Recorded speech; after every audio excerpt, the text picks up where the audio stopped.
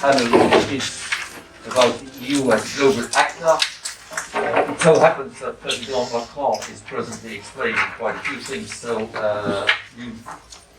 we will check afterwards whether what particularly our French colleague will say si ça colle avec it's quite a tall order. What I thought is clear. I mean, each one will make a short introductory statement, I would say between 5 and 7 minutes. I ask a few questions which you can address in some form or other. Why is it important to be a global actor is one of my questions. What does it take to be a global actor? And what has the EU got to do to become a global actor? In this context particularly, that will be a question to Christian Lequesne. What can the French presidency do during its stint in that direction? And finally also, where should the EU be on the global chessboard as a member of, as a key global actor? So without much ado, I will start with Christian Lequesne. He has a curriculum vitae which is so long that if I start explaining it to you, the session will be over. So I simply say that he's from CERI, he's published extensively. He's also got an experience from the Collège Bruges. Christian, the floor is yours. Thank you very much, Jim, for this very warm introduction. What about the mask policy? Are we supposed to keep? We're leaving them on. We keep it. Okay. Thank you very much for that. Okay, as you said, it's not very easy to speak about the French presidency priorities at the same moment, and that those priorities are announced by the president of the republic. And I'm sure you had a discussion about why so late. Of course, for a series of reasons. First of one is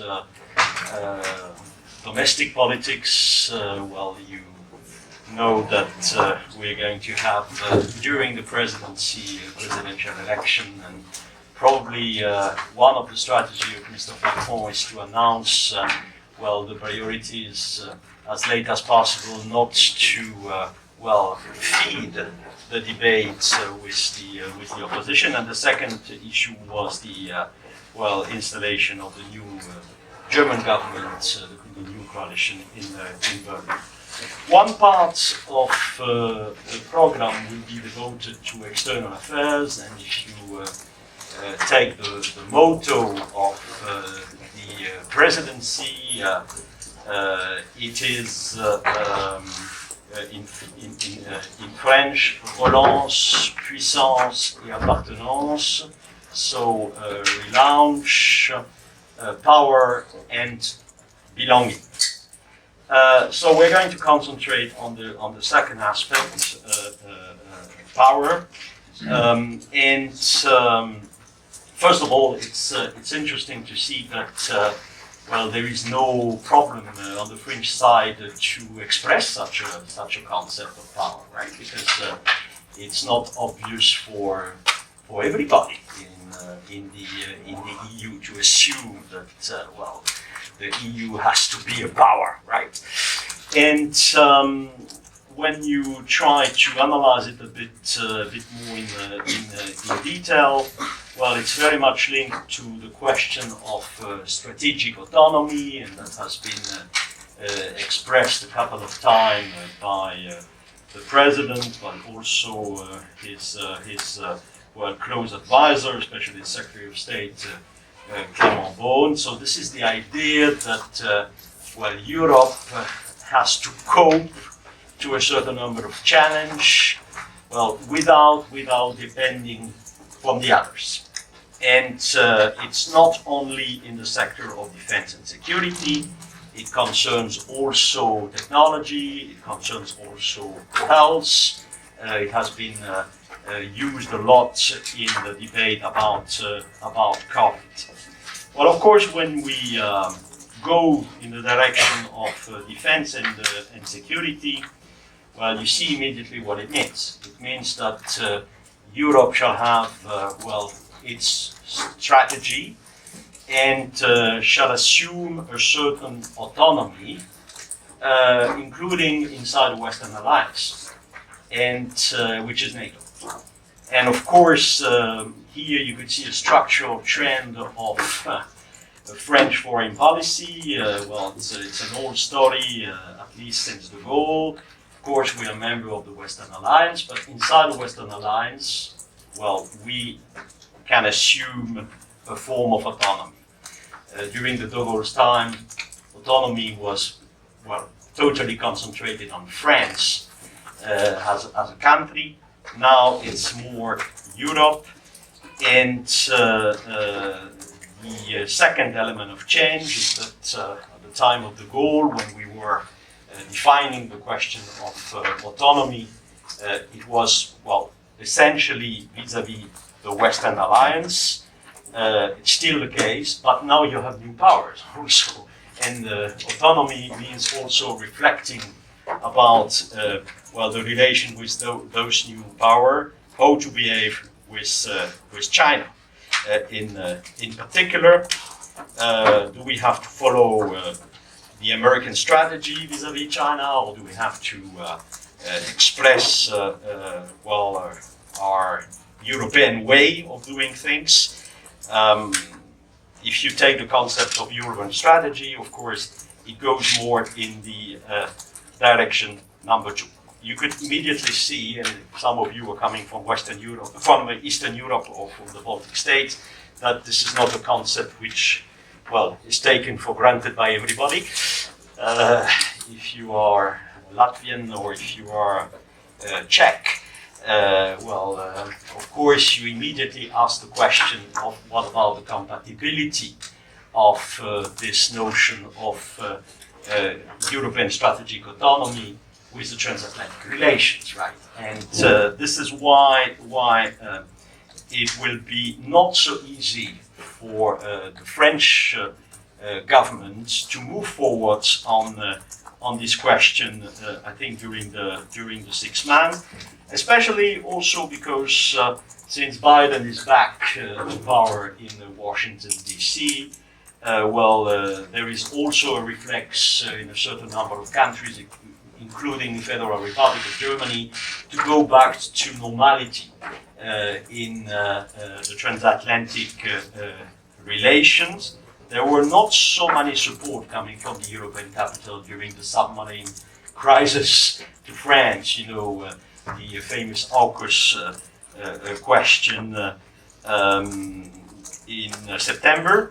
But of course, there are also some concerns linked to the retreat of the American in Afghanistan, where there was, well, little consultation from the European.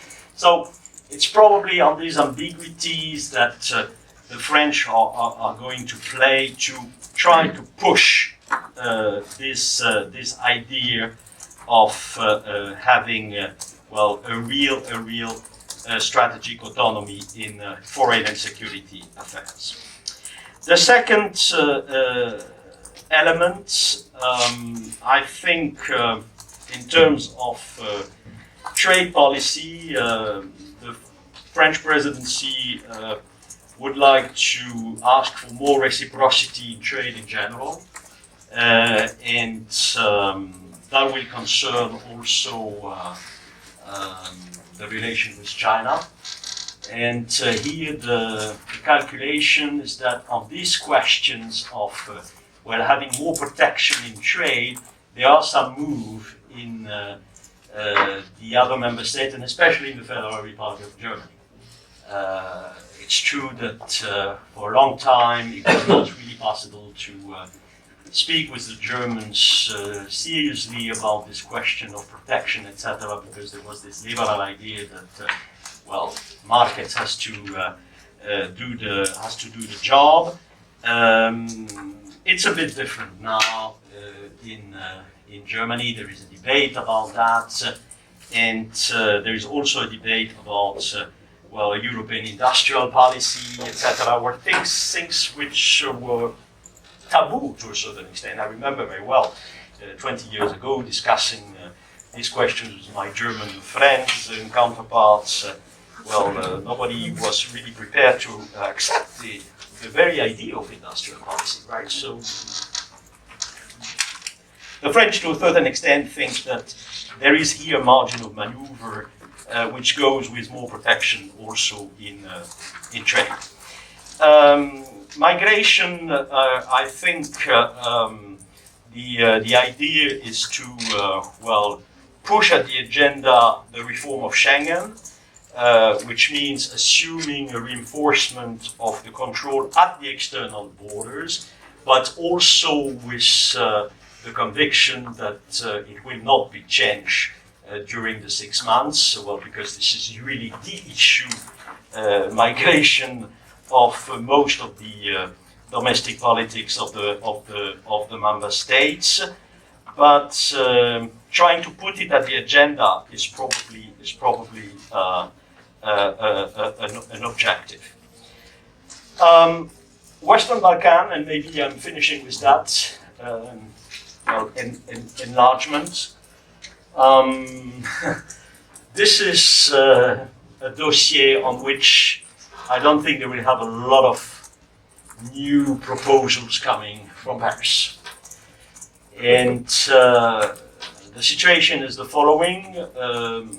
Probably there is a generation of politicians now in power and thinking about Clément Beaune and others who are absolutely well concerned by the geopolitical implication of what is going on in the Western Balkan, especially the geopolitical competition with Russia, China, Turkey, etc. And that, we have to, give signs, positive signs to, not give to the Western Balkan candidates the idea that we totally abandon the idea of having them in the EU. But on the other way, there is still a lot of concerns about the evolution of the rule of law. And if you've seen the reports from the Commission of November, of course, we understand that. And this is maybe even more important, there is absolutely no support among the French public for new enlargement. So this is an issue. I don't know if some of you have seen the figures published by the Genshagen Stiftung in Germany about the level of the support to enlargement in the different member states of the EU. It's only 30% of the French which are approving a new enlargement. So they're more skeptical people after Austria and Finland.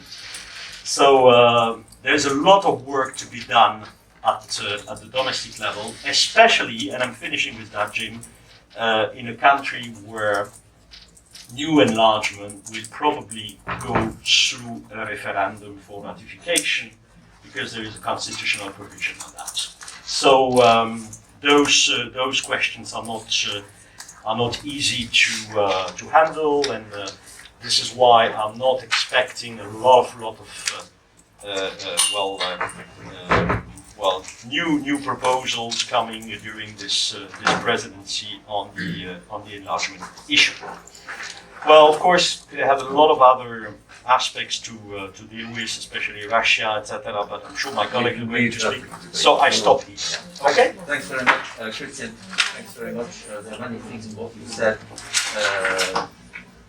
The question of power, the question of a broad approach and all that, but we'll come back to that. You mentioned sensitivities, and it so happens that we have Magdalena Góra here who does come from Central or Eastern Europe, from the Jagiellonian University in Krakow, and also a member of TEPSA, of course. So I think immediately I'd like to have your perspective, including if you want to comment already on what Christian said. Thank you. Thank you very much. Thank you to the organizers for having me in this panel. I have several initial thoughts to bring to you in this the beginning of this debate, and they are partially connected to from where I'm coming, but partially from what I'm doing as well. So I'm combining this. And what we do and what we recently published on foreign policy is the special issue on politicization and contestation within the common foreign security policy. And I think I would like to start here to sort of add to the problems that are gonna, I think, only magnify in the forthcoming month is the problem of growing discrepancy and growing contestation within that field. And that obviously is underlining the EU as a global actor. And I'm not talking here about the obvious, right? The divergence of view, preferences, interests that we have here. What I want to indicate is that there is a growing interest among scholars that I'm sure you are aware of sort of phenomenon of contestation of the procedural norms within the external relations, common foreign security policy, whatever how we call it, because it's not only CFSP alone, or not only security and defense. And I think this is interesting, sort of, to see what's going to happen to that phenomena. And obviously, as a scholar pinpointed from Oxford and Hunkos, for instance, is that this is obviously something that is worrying us. But it's not only Central Western Europeans, because we had Cyprus on some level vetoing sanctions on Belarus. So you know, many actors are coming to the conclusion that it can actually, made an impact on sort of destabilizing this delicate construction within that policy. And you do it for certain reasons, and the question is what is going to be done about it, right? Because we already been in a discussion, should that end up with the qualified majority voting or something, and I think we need really to think about it. And that obviously, and I'm not going to provide any solutions to this, just pinpointing the fact that we have a problem with it. And who is the key actor who is doing this? These are obviously the populist parties or populist governments.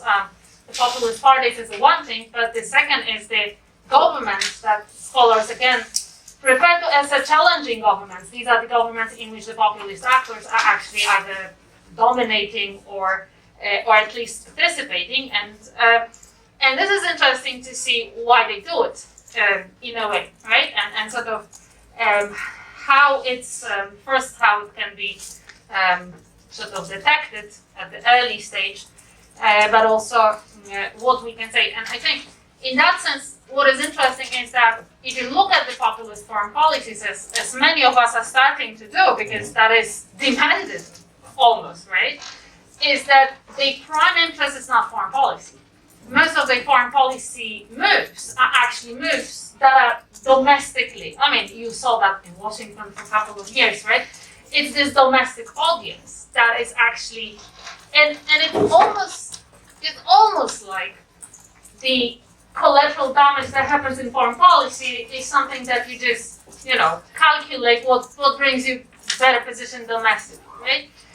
And this is, I think, an important element to sort of to calculate this in this coming 6 months perspective. Just those governments are with us, and I'm specifically referring after scholars to Poland and Hungary. But we also have those political parties elsewhere. We have witnessed the Warsaw Summit a couple of days ago in Warsaw, which was disturbing in many instances, but also on this very performative level. If you look at how those guests were invited in Warsaw, how they were given the status almost as of heads of states and governments, how you refer to this as Warsaw Summit, the last Warsaw Summit was 2016 North Atlantic Treaty Organization Summit, quite important one, right? So you play a lot with those games of enabling certain or pushing towards building. What is interesting when it comes to Warsaw Summit, and I think it's a side comment for me on this one, is that what some scholars commented is that they did not agree on foreign policy, actually. They agreed on many other things, and they learned from each other, but the foreign policy is one of the issues that is quite divisive for those groups, even though, as we've heard in the previous panels in this room, cooperating on European level might not be their prime aim. they may aim actually at learning and utilizing best practices domestically, which I think should worry all of us. But the foreign policy is interesting. But that brings me to my third point in this short is something that Nicoletta and colleagues already raised in the recommendations, also in the first panel, is the discursive instructions. And for those, because if you actually look at this contestation concept and politicization that follows it sometimes in foreign policy, the one of the important thing is that what really allows populist actors to initiate certain contestations, possibly leading to politicization, is a specific use of frames, mostly identitarian, cultural frames, and so on. Right? We know this from the research. But we were sort of interested when Emmanuel Macron brought the concept of European sovereignty here in Paris a couple of years ago. We were doing a project that is, again, EU 3D Horizon funded project that I'm part of. We decided to take a look at this. And we took French, German, and Polish debates from 2017 until now. And we asked, these are parliamentary debates, mostly on foreign policy, but also future of Europe, European affairs. And we gave it a try to say, okay, if they use that term or other terms related, so what do they mean? And this is something that you raised, right? As a recommendation.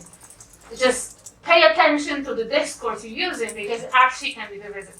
And in our research, what we found out, and we were not only interested in, seeing Poland as Poland, but we were interested in seeing how different Polish actors, from left to right, or right wing, or beyond, are actually using this, and in which context, and what do they bring us? And we came out with 3 models, to be honest, of course, as scholars, right? Nothing can be easy. Was this, and on the one hand, you have this zero-sum, right, exclusive concept, like returning to the past, but enforcing. And I think this is something that should, bring us that the sovereignists who were gathered in Warsaw a couple of days ago, many of them who probably subscribe to this term, using this as a protection of nation states, sole possessor, and so on, right, clothing it. But then if you actually look at what happens if you abandon that position and go towards something else, you either go into the segmented sovereignty concept, and that is most moderate. It's actually, for instance, quite attractive in Germany, where it is repeatedly sort of.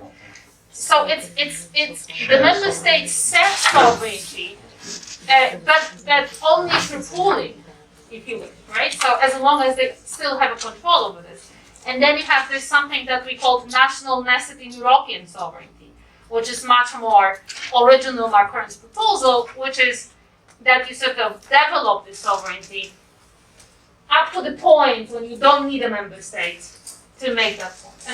And I'll stop here with this, that I think, this is our scholarly work, right? We just read what the actors say. If they technically speak about the same thing, and you can sense that they don't. And I'll leave it here for further discussion, but I think this is also something that should be really at least clarified, which of those 2 options this concept sort of will push for, because it is going to have consequences for what EU is in a global arena, and if it's going to develop beyond the problems it faces. Thank you very much. Thank you very much, Magdalena. You added an interesting perspective, and I will come back and ask you a question about that.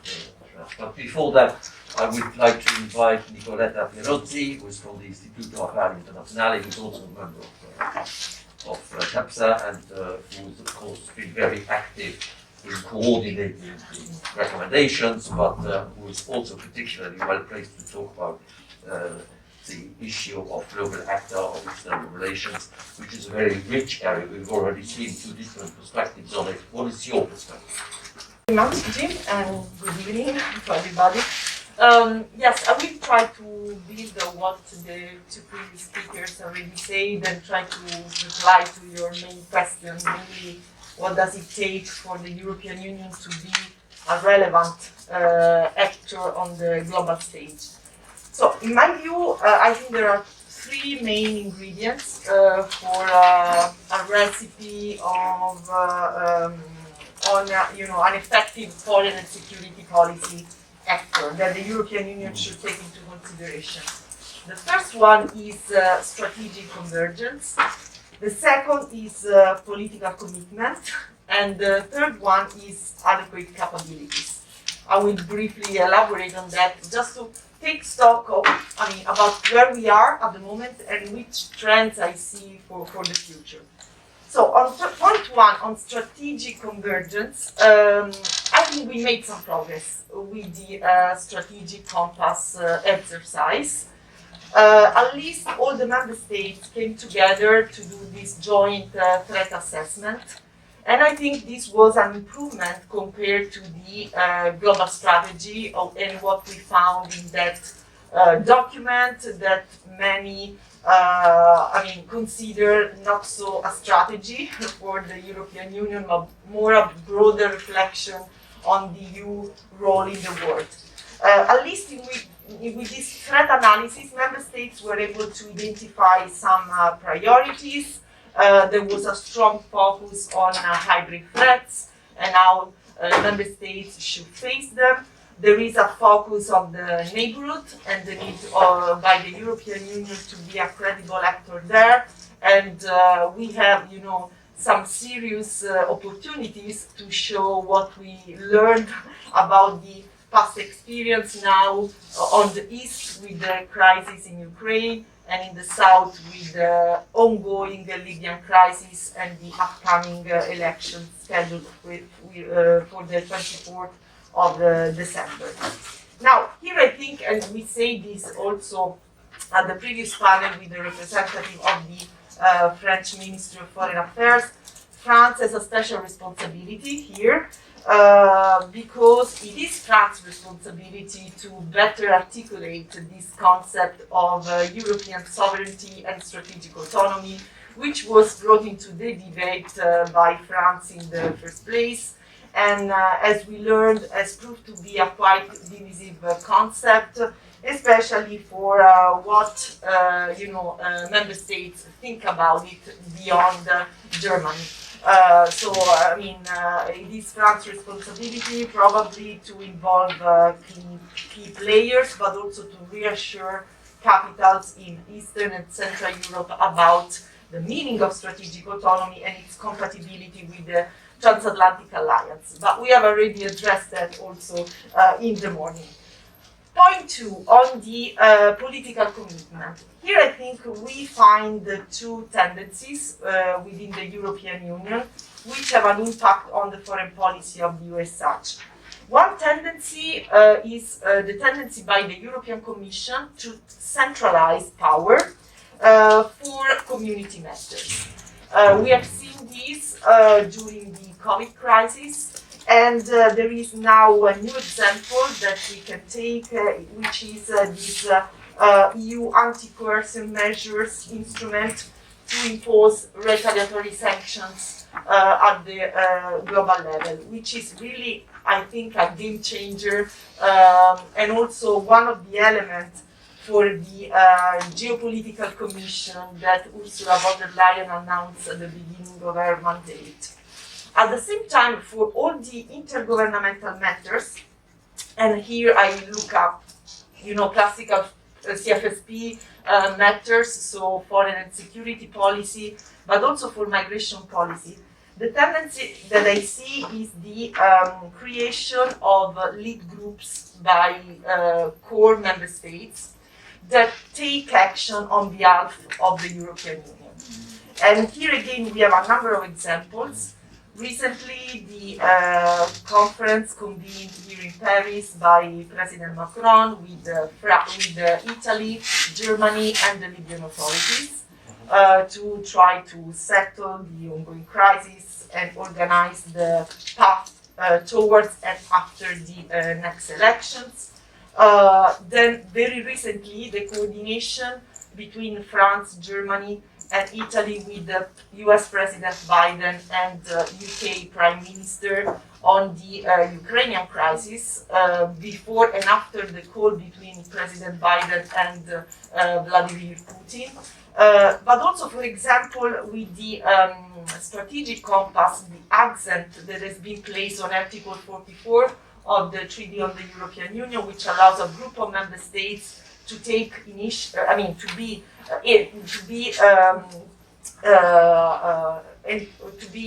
tasked with the responsibility of intervening outside European borders for crisis management on behalf of the European Union.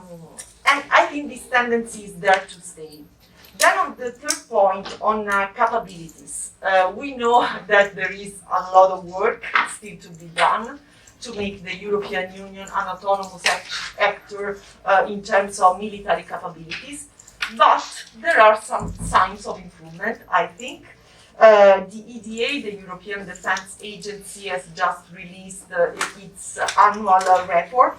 And there we found that in 2020, the 26 EDA member states have raised significantly the defense budget. We have now 198 billion euros allocated to defense, which is an increase of 5% despite COVID-19. So this is something to take into consideration. And then we have new projects in the framework of PESCO, the Permanent Structured Cooperation, which seem more promising compared to the previous one. We found a lot of focus on space, for example, and also we see clearly the definition of a core group of member states led by France, Germany, and Italy, which are serious about defense and want to invest more in these capabilities. So, to be brief and to conclude, I think this trend will continue in the future, and I think that for the European Union, given the complexity of the machine and the nature of the EU polity as such, it will be unavoidable for the next few years to merge these two tendencies. The European Commission playing a bigger role on community matters which are relevant for foreign policy, and on the other side, core groups of member states taking the initiative on behalf of the European Union. I think we should live with that, and what we can do is to find mechanisms and try to make sure that these initiatives are aligned as much as possible with the European Union values, interests, and common position. This can be done by working a lot on strategic convergence, as we say, we just started, and on the other side, to ensure the involvement of the European Union institutions as much as possible in these joint initiatives.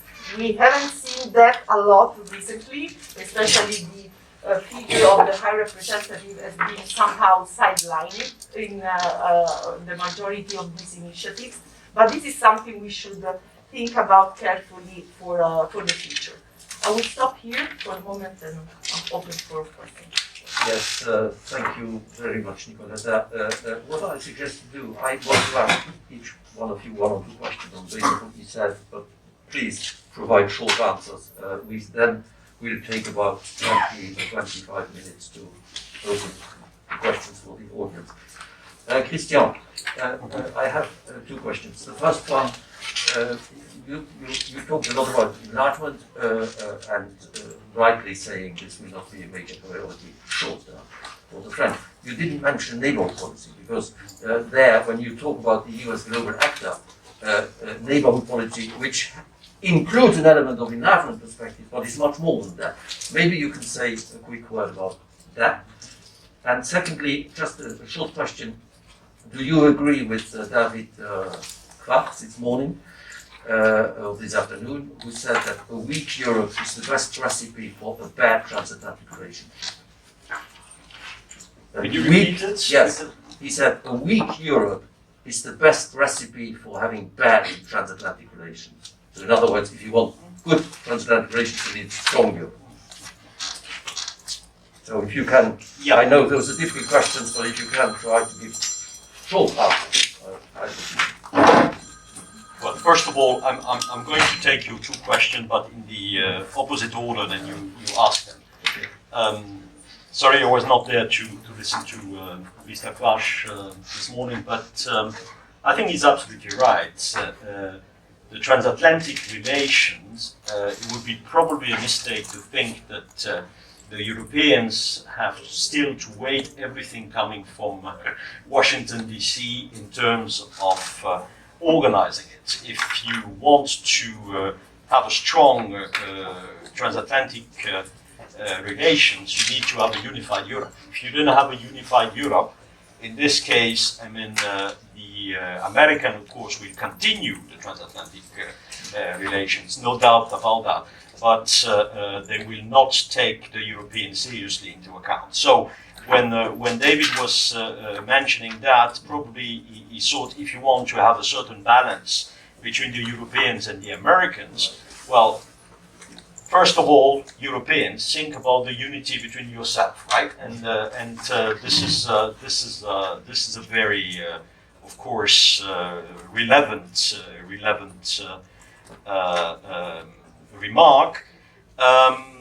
Anyway, what is difficult in this question of transatlantic relation? Well, it has to do with constructivism. If we go in the direction of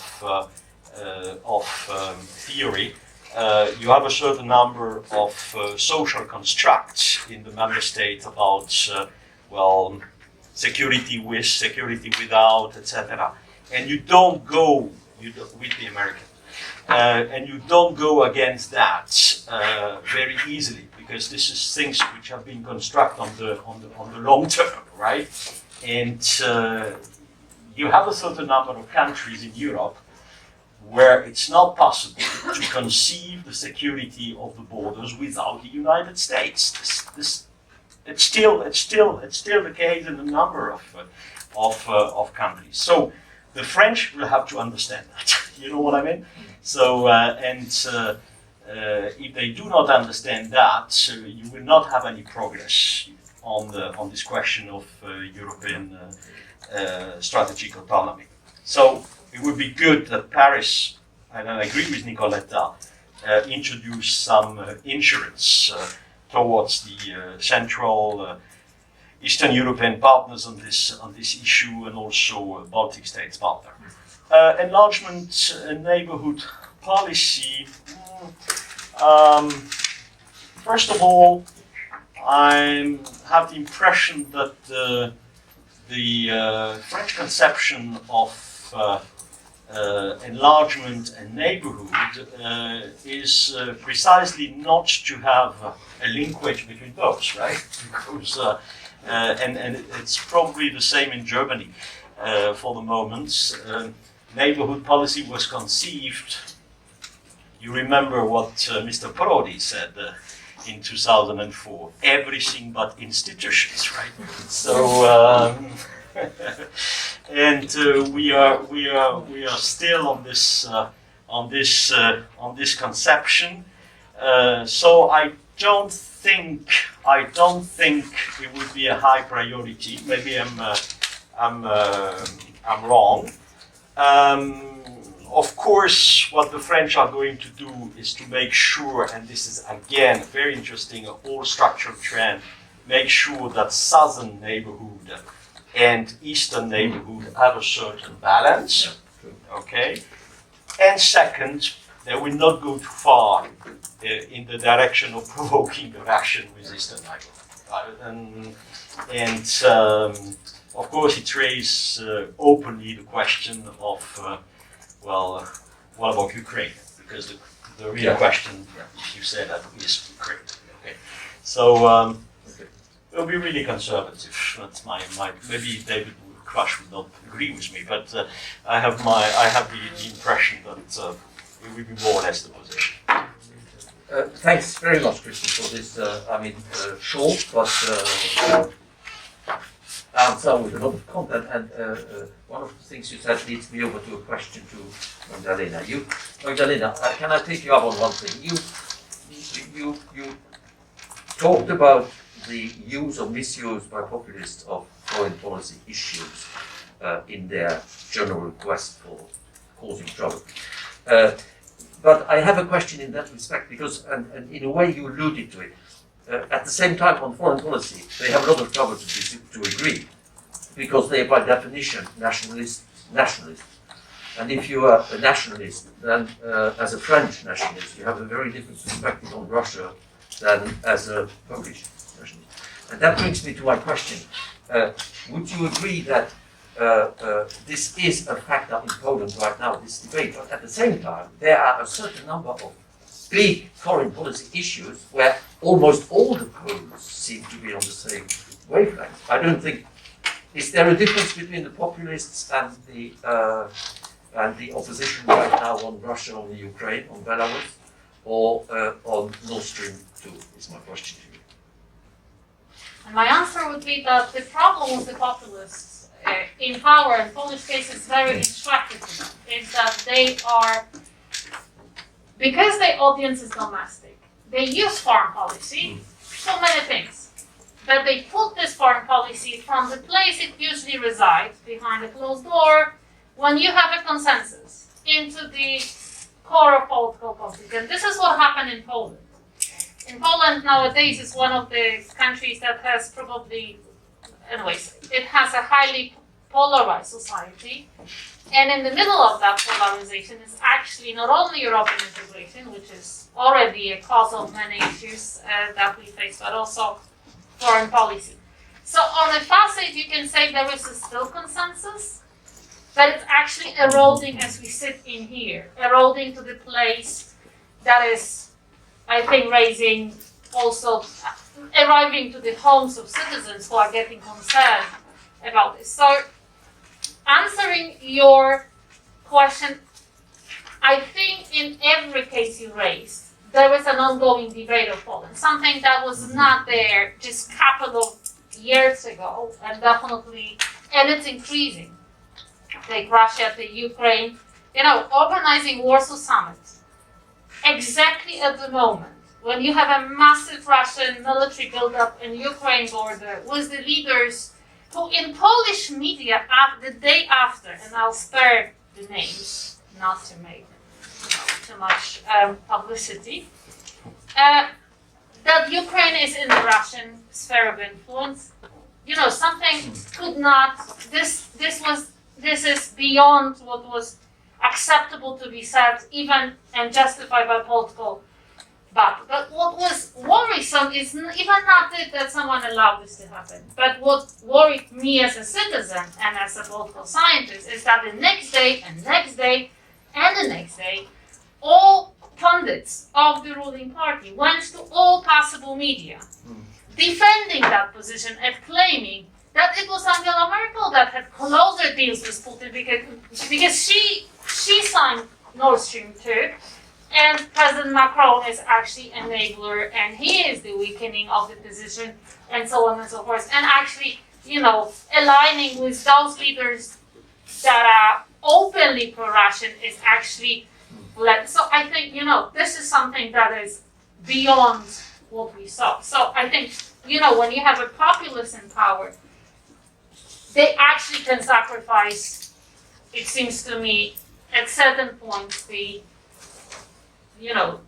sanity and for pursuing certain, usually, short-term goals. And that for foreign policy, for security of those actors is devastating.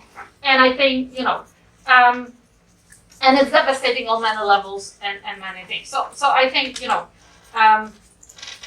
that's my answer. For me, it's really quite dramatic. Thank you very much, Magdalena. I turn to Nicoletta. You mentioned the question, the sort of tension between using more community-based methods and intergovernmental methods. Would you, I suppose, agree with the fact that if you want to talk about foreign policy, I mean in terms of foreign relations, that you need all of them? And what is your assessment? I mean, what the Commission proposed on the sanctions there, what do you think will be the reaction of the Council? It's my first question. And my second question is, you mentioned a few ideas on the level of more traditional foreign policy. If you can expand maybe a bit. I mean, you mentioned this question of the lead nations or things like that.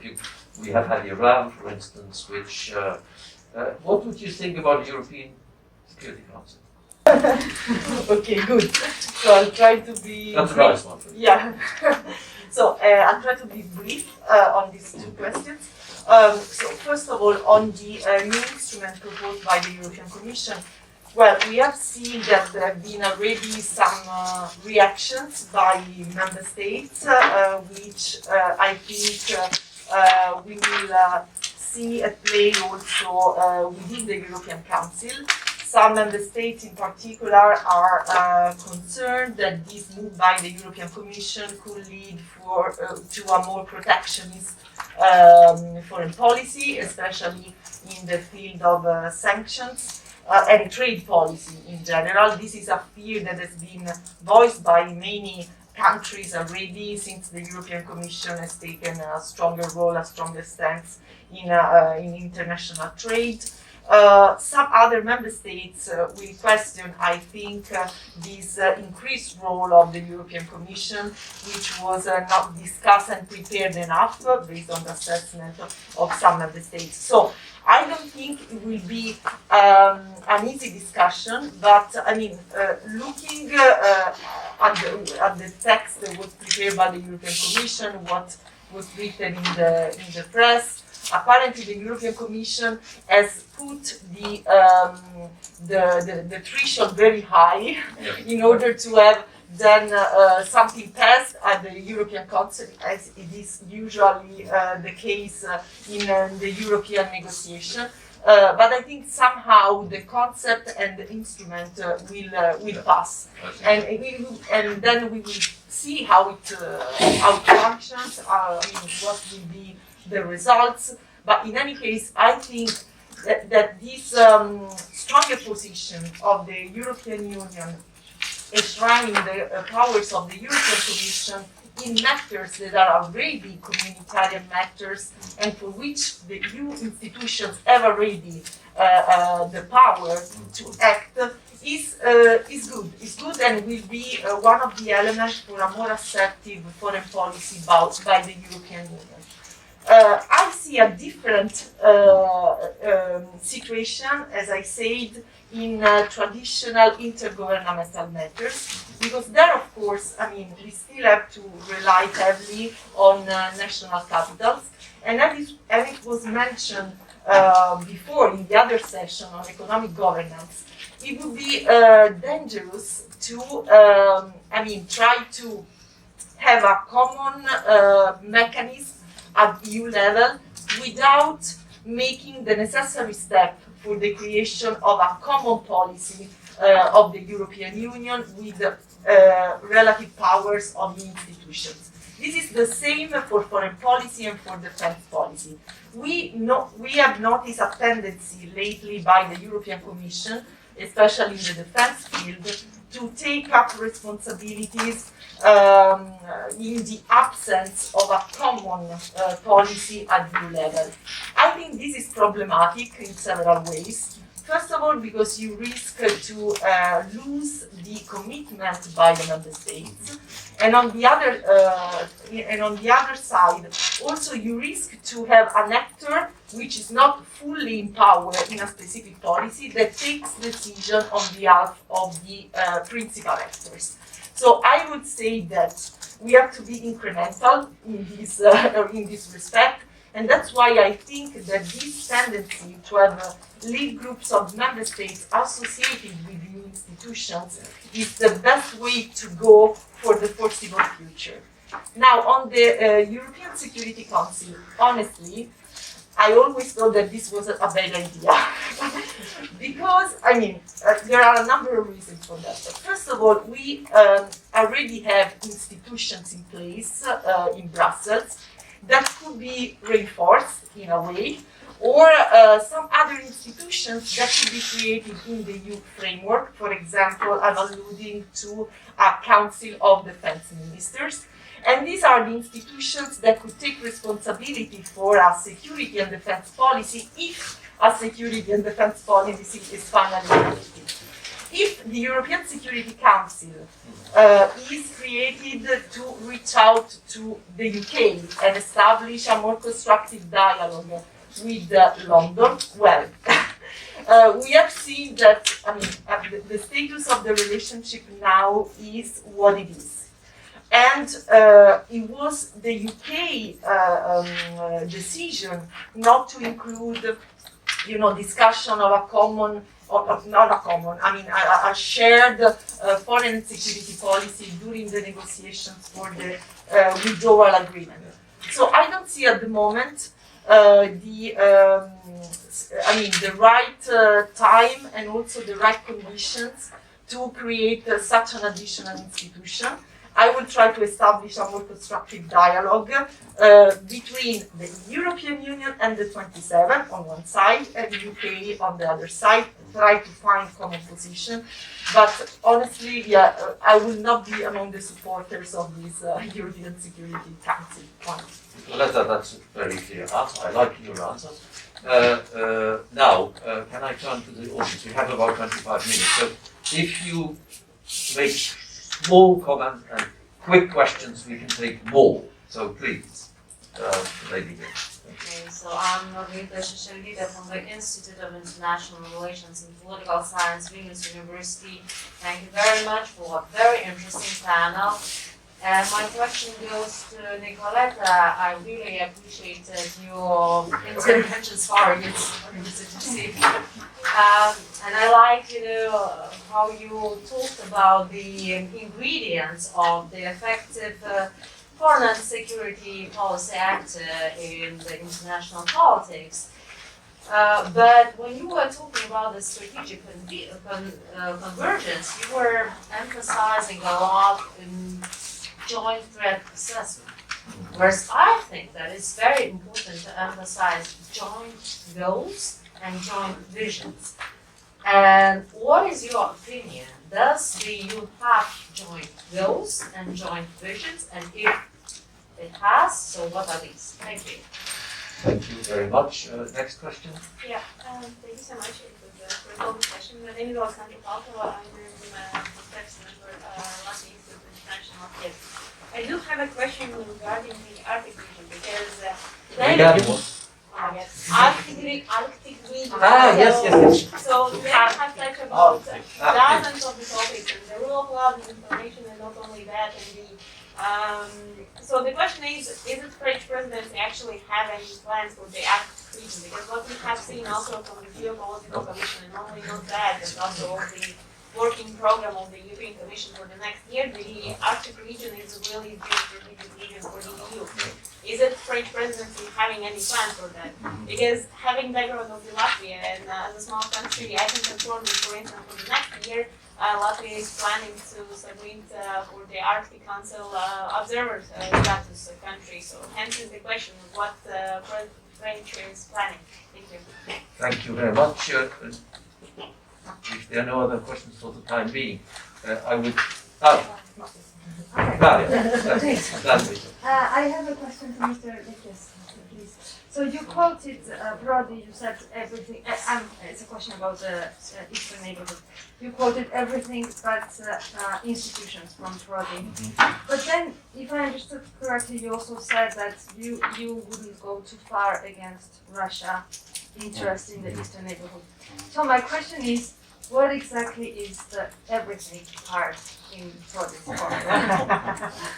Thank you very much. So first, there is a question to Nicoletta about whether we should have common goals. Please. Yeah, thank you so much for this question. So let's say that the threat assessment should be the first part, the basis on which the EU countries should base a common strategy and to identify priorities and goals. So I think the European Union still doesn't have done this internal work, and that's why I see this process also as part of the definition of the strategic autonomy for the European Union, because of course if you want to be autonomous, you have to be clear about your interests, which should be, in our cases, as much as possible shared interests, and the priorities to be pursued.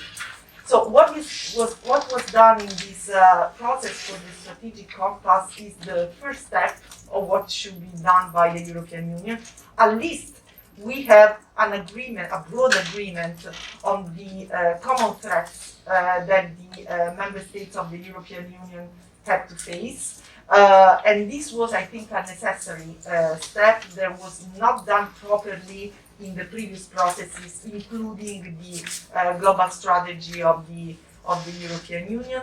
But I mean, still we have to work a lot to identify common goals. That's why I think, and I come back to what I was saying before, that I mean, it could be useful to have some member states that take the initiatives on some priorities that the European Union should tackle. But then, of course, this should become a shared responsibility, a shared vision for the European Union as such. So we still have to work a lot on that. Thank you, Nicoletta. The second question on Arctic, I don't know whether Christian can answer it. It's a difficult question. What I can tell you is that it's becoming quite a problem for geopolitical reasons. Also, if you look at it in the question, for instance, on the corridor, the Bering Detroit to Norway, I think that the Russians are sort of beginning to look into it because of global warming. What I wanted to suggest to you, I know that now, I don't know whether that was a public seminar, but Egmont, which is also part of TEPSA. Egmont has organized a few days ago a seminar, which I didn't follow, but I was told it was quite interesting, about Arctic. So if you contact Jean-Louis de Brouwer or François Roux, maybe you have an answer. But I still turn to Christian if you want to say something, but he got another question, maybe he will prefer to answer that one. It's Marion's question on the eastern neighborhoods and Russia. I'm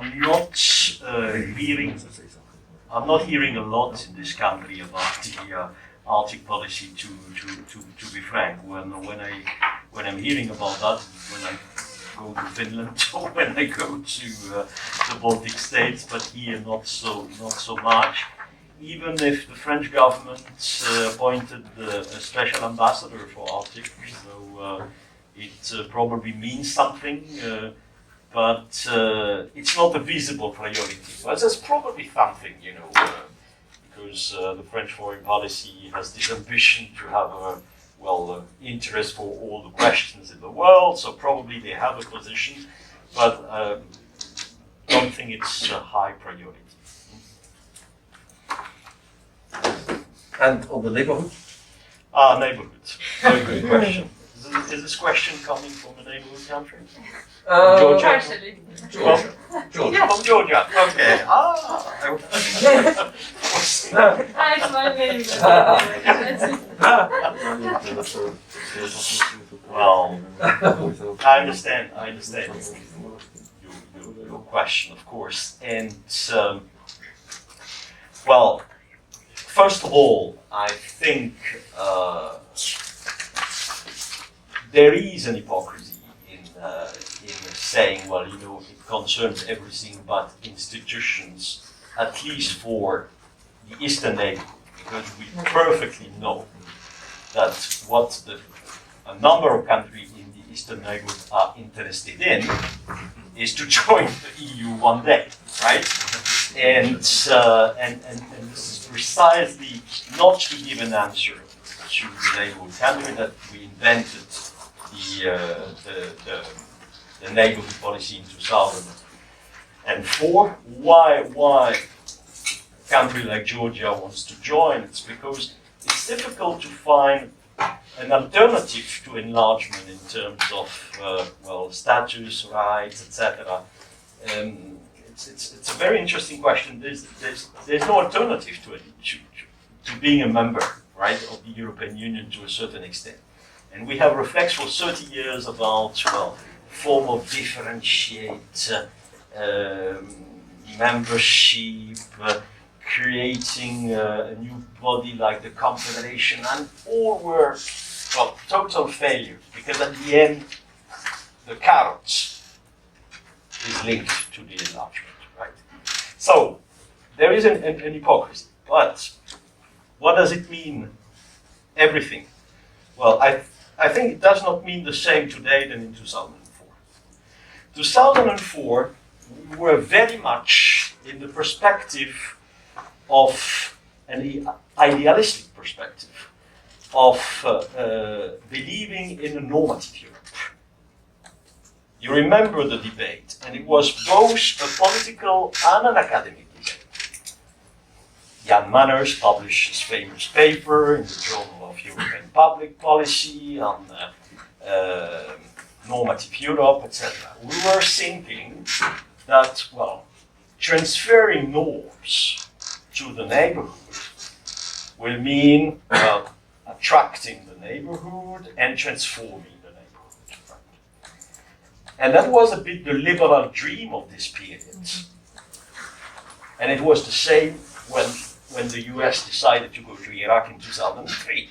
We just go there and we're going to bring democracy to Iraq. Right? I think today we're not thinking in the same terms. So probably this normative aspect is not so important today than it was 20 years ago. Now it's more, well, on the ground, providing policies, Green Deal, market rules, etc., etc. Right? And if you look at the document of the Commission, you will see a difference in the tone used. It's much more pragmatic, much more policy-oriented, etc., etc. But I have to say also something else. There is a certain responsibility also in the states which are concerned by neighborhood policy about, well, this change of position, etc. Because if you look at a certain number of them, and it's absolutely clear for Ukraine, it's absolutely clear for Armenia, you had legal implementation of the norms, but you don't have social implementation. You know what I mean? You can implement everything through your parliament, etc. But if you don't have a real implementation on the ground by the agents, by etc., then nothing happens.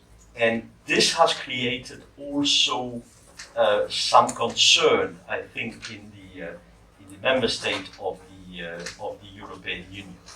So thanks. that's it. Thanks, Christian. Can I maybe ask also Magdalena on the same question, because I mean you certainly have something to say, and if you can say a quick word in that respect on how do you see our future relations with Russia? That's an easy one. That's an easy one, right? Of course.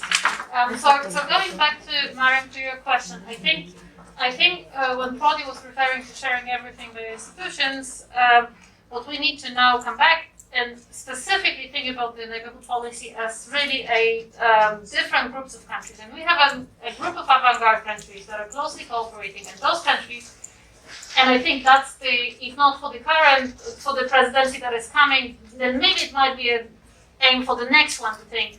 Because I think we really need to think about sort of being able to sort of open up back into the EU highway of sort of participation in, constructing and at least bringing in the views into the neighborhood policy and into the EU institutions. This is something that is occupying the thoughts of scholars because, for the avant-garde countries, those that are really closely cooperating, including Ukraine, Morocco and others, Georgia as well, that sort of they are actually growingly participate in a multiple regimes, like with this external differentiated integration concept, right? They sometimes are so closely connected, yet they have no say. This is really a sort of normative problem that we face now. And obviously this requires a lot of thinking in how to kind of open up this transmission into the EU from those countries, and for whom, and how to make it, and there were obviously attempts and there were reforms and so on, and it doesn't work, simply as that, but it should at least, right? I think there needs to be reflection and growing reflection on how to deal with that.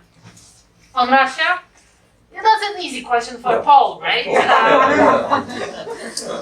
And plenty of anecdotes come to my mind. I think that, the Polish and Central Eastern European more or less answer to this for many, many years. Since we joined, I think was the more we stand together, the more we are together facing this very assertive adversary, the better chances we have. And then when I looked at the Belarus context and the migration crisis on the Polish border, which, as you probably can imagine, occupied most of our time in Poland, what was really interesting to see was that it was actually Angela Merkel and Emmanuel Macron who managed the conflict. Fair enough for the immediate reactions. It's contained as for now. It's not escalating. It's all good. But Nicoletta, you've mentioned the citing the High Representative. I forgot the verb you used. Yeah. Sideline. Sidelining, yeah, exactly. Sidelining. You know, I think it's not good for how this was met. So if you ask me about the relations with Russia, I think the old song here should be repeated. Is that, you know, standing together be more significant. But it seems, as for now, you know, Russia always wanted to talk to the capitals. It always wanted to have the relations from the Western powers. Long story, right? We all know it. Dealing with the EU was also assuring countries that are rather subjectively treated, sort of as a subject, not as an object, not the subject, that they are on this, right? And I think this is the problem there. I mean, this is the problem. As long as they deal with that on behalf. But this also brings me to something that worries me, what you, Nicoletta, mentions about this sort of differentiated groupings of cooperation within the foreign policy. And I think also the French representative was mentioning this in the, right, as long as these groups are cooperating for Europe, that's fine, right? But we never know. I mean, you know, it's like if we in principle allow the you know, groups to form, we somehow, you know, undermine, again, to something that I started, this, you know, this procedural norms that are within this. And I think we should be, of course, they are the immediate instruments to deal with some problems. But I think we should be very, very aware of the fact that institutionally this diminishes unity or might diminish. Can I say something to that? Because I think it's a very interesting point. I see it slightly differently because I've seen how it can work. The risk definitely you see is there. But don't forget, we're talking about really foreign policy issues where the main sovereignty is still the member countries. The problem is, if you don't find a way to do this, because via this mechanism, and it's not a grouping, it's a method. For instance, the Minsk format, and you know, to get the sanctions prolonged each time, because it's a difficult decision in countries like Italy and others. Actually, Merkel and Macron were always asked by the President of the European Council, because they are in this group, to come and report, is there progress, yes or no? And they said, no, there's no progress. Then everybody agreed. Now, if you say, no, they're not allowed to do that, what will happen is they will still be in that format, but they will not talk to the EU about it. So, if I may say so, I mean, I'm the moderator, so I shouldn't, but it's an important point. I think your point is important. If it becomes permanent groupings, always the same and all that, I agree it is a problem, we have to be very careful.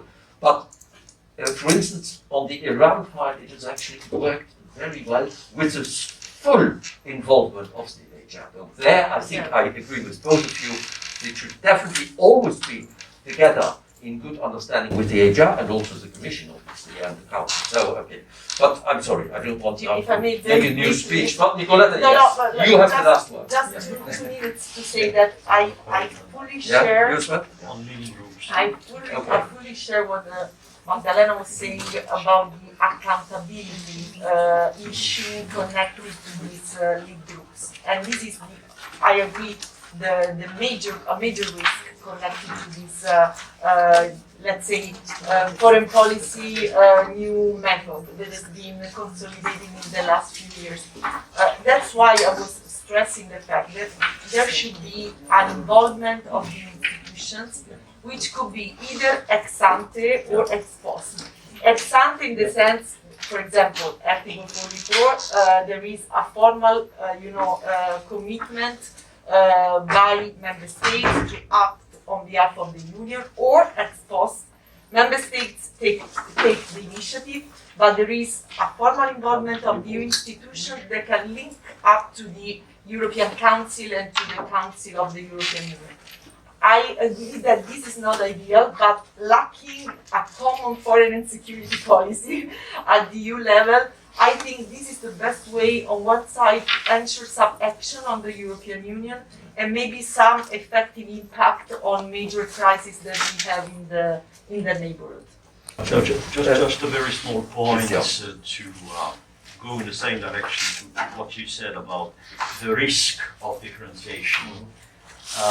Well, first of all, everybody I think is prepared to accept that in terms of efficiency, of course, differentiation is particularly appropriate to foreign policy, right, for obvious reasons.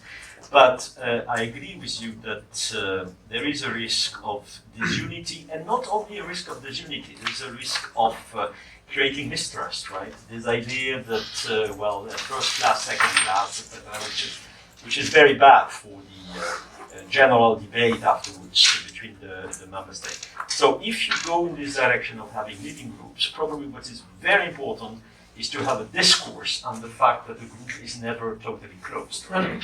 And that there is always the possibility to join this group for those who want to join. That's probably what you have to do in practical terms. Yeah, no, I agree. And to avoid misunderstanding, I don't talk about a group in this case. It's a matter.